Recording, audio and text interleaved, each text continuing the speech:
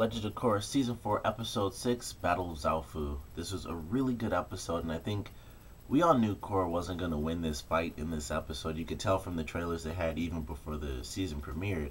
But the last thing I expected was for Korra to lose because she's still having mental issues. I don't know exactly what it is. It seemed like she got over her past. She let go of almost losing every single time. And in this episode, even in the Avatar stage, she was winning, and I don't know what it was. She was about to, I don't want to say deliver the final blow, because I didn't think, even though they showed it like she had a giant boulder, like she was going to crush Kuvira, I didn't expect her to do anything drastic like that.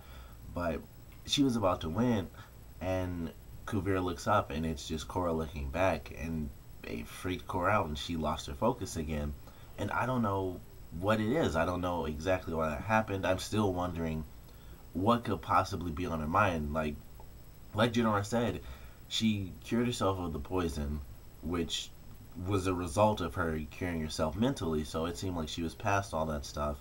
And I thought she would just simply lose because Kuvira would simply be stronger than her, and she was. That was why she had to go into the Avatar state, and consequently, that's why she saw herself again. And I don't know what that means, of course, but it was a really good fight, and it was sad to see that even when she was finally able to get into the Avatar state, like, she had her moment where it was like, I don't want to do this.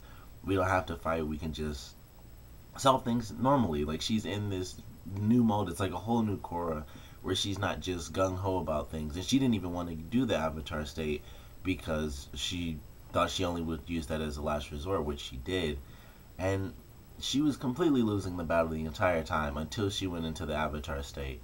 And she pulled off a move. I mean, she did, what, 2 moves, and she was already about to win. Like, she pushed Kuvira back twice, and it was over pretty much, and she was just gonna trap her, and that was it.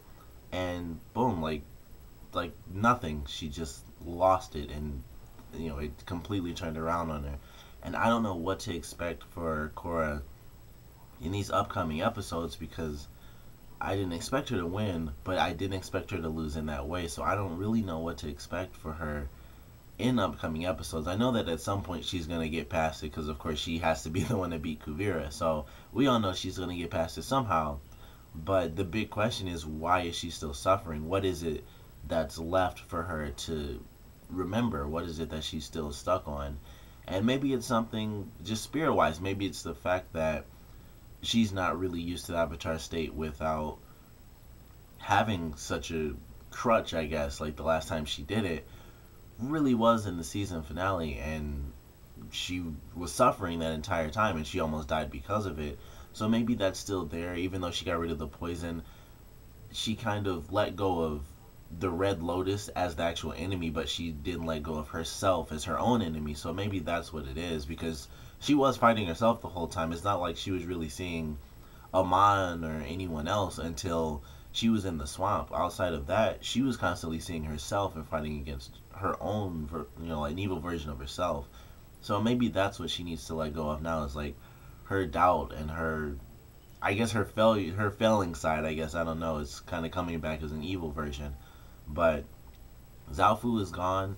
Sadly, everyone pretty much got captured outside of the Airbenders and Korra. Everyone got captured, so all the Opal is basically just like off on her own because her entire family's been captured.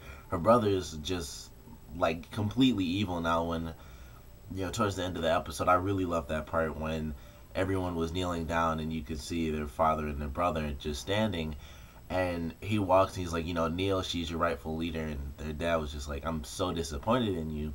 I really love that part. It didn't affect the guy. I thought it would have like some quick effect where he would just like be shocked for like at least 1 second or something. But he had like zero emotions on that one. So he probably won't change. He'll probably end up going to prison just like Kuvira will by the end of this season. But I love the takeover of Zaofu. It's going to change a lot, because I think Zaofu being like the metal city, like that's where the metal clan is. That's where they're gonna go back to once they figure stuff out. Like once Korra kind of deals with her inner demons, or her final inner demon, I think they're gonna go back to Zaofu, and that's where the final battle is gonna be. Everyone's gonna go there, so we're gonna get to see all the nations kind of converge on the metal clan, because that's the biggest place within the Earth Kingdom outside of the official Earth Kingdom where they have the rings and stuff, which they probably don't have anymore because they were destroying those in the last season. But I'm excited to see what they do with this. I don't know where the heck it's gonna go. I think I can't remember how many episodes we have in this season, but Korra doesn't have a ton of time to really get back into fighting shape. And now that Kuvira's kind of taken over, she's basically won. So right now, all they can do is really focus on Korra kind of getting officially back into fighting shape. And I don't know if they can really have her do that unless she's actually in danger, because that seems like the whole purpose is that she can't actually win against herself when it really counts. So if she's just training and stuff, I don't know if they'll be able to do it, but they might be able to do it because there are a ton of spiritual things that can help Korra out outside of the swamp. And who knows, maybe she'll even go back. Maybe she'll go back and Toph will have to help her out again and say, like, you know, you really suck as Avatar or something like that. And she'll push her into, like, those official final stages and she'll be able to beat Kuvira. But I love this episode. Kuvira now has Zaofu. It was a bit of an emotional ending with Opal having to leave with the kids and Korra, and just having to watch her family basically just held captive. And we have two sort of wild cards, which are Varric and Bolin. They're sort of just out in the middle of nowhere after they blew up the train. So they're either going to head to Republic City, which I would have to assume is much farther away than Zaofu, or they're actually going to go to Zaofu and they're going to break everyone out, which I think would be very, very difficult, especially since Bolin doesn't do metal bending, so it would be even harder. But I guess at the same time, Kuvira did have them, is going to have them dismantle the domes, so it could sort of work itself out, but I don't know how they're going to go back in, if they're going to go to Zaofu, or if they're going to, you know, take the long trek to Republic City, or they might even just see them flying over and they'll just be like, hey, and, you know, Bolin could just do some sand bending or whatever. But I'm excited for next week's episode for sure. This is a really cool episode. The action was really good. It was an interesting episode to watch because the focus of the action, for me at least, oddly enough, the focus was, when is Korra going to lose officially? Because I knew she wasn't going to win this fight, and I was actually waiting to see how she would really lose. And the way they did it wasn't a typical way to lose a fight, because of course she didn't just get like beat up a lot, even though she did, because Kuvira was just metal bending like crazy. She just kept doing like the little bands, and that's why I love watching Kuvira fight, because she doesn't do like metal bending and like she bends a bunch of stuff and it's like she'll trap your whole leg or something like that. She'll just like flick a band off of her suit and just boom, like hit you right across the eye so you can't see, or just like hit you right in the wrist. And I think the first move she did against Korra, she hit like one of her arms and one of her legs, and then she just sent her into the air. She was just spinning like that. And that's why I like watching Kuvira fight, because she does metal bending in a really unique way. She doesn't do like giant chunks of metal. She does like little bands, and they'll just wrap around your wrist like little slap bands or something, and then she can just slam you all over the place and just, you know, float you around in the air. So it was a really cool fight, but the focus was seeing how long would Korra really last, honestly.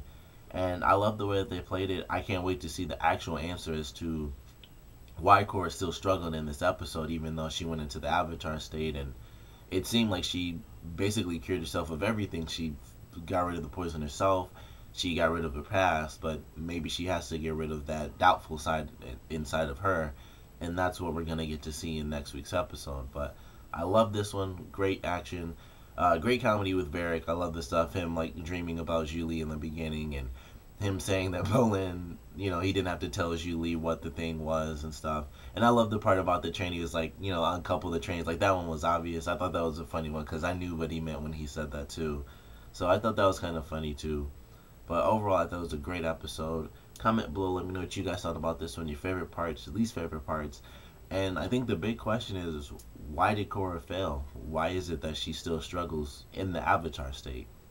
Like, I honestly have no idea. I think it's just, I think it has to be like she still has that doubtful side in her, and that's really all I can think of. But what do you guys think it is? Like, why did she fail after going into the Avatar state? Comment below, let me know, and thanks for watching.